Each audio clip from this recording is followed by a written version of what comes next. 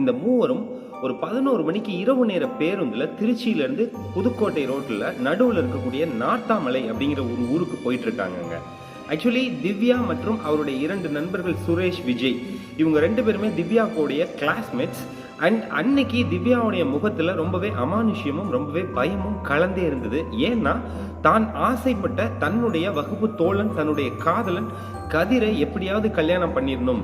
ஏன்னா திவ்யா மற்றும் கதிர் எல்லாருமே ஃபைனல் இயர் ஸ்டூடெண்ட்ஸ். இவங்களுடைய காதலை வீட்டில் சொல்லி அந்த காதலுக்கு முற்றிலும் எதிர்ப்பு தெரிவித்த அவங்களுடைய பெற்றோர்கள் கண்டிப்பாக இவங்களை சேர விட மாட்டாங்க. அடுத்த எக்ஸாமினேஷன்ஸ் எல்லாம் முடிஞ்சு அவங்க வீட்டுக்கு போன உடனே இவங்களை பிரிச்சிருவாங்கங்கிற பயத்தில் இப்போவே அவங்க 2 பேரும் கல்யாணம் பண்ணி மாலையும் கழுத்துமா அவங்களுடைய வீட்டில் இருக்கிற பெரியோர்கள் முன்னால் போய் நின்னணும்னு ஒரு முடிவு எடுக்கிறாங்கங்க. இப்படி அவர்கள் எடுக்கக்கூடிய முடிவுக்கு அவங்க இருவருக்கும் நெருங்கிய நண்பர்களான சுரேஷ் மற்றும் விஜய் ஹெல்ப் பண்ணுறாங்க. அப்படி ஹெல்ப் பண்ணுறதுக்காக அன்னைக்கு யாருக்குமே தெரியாமல், அதாவது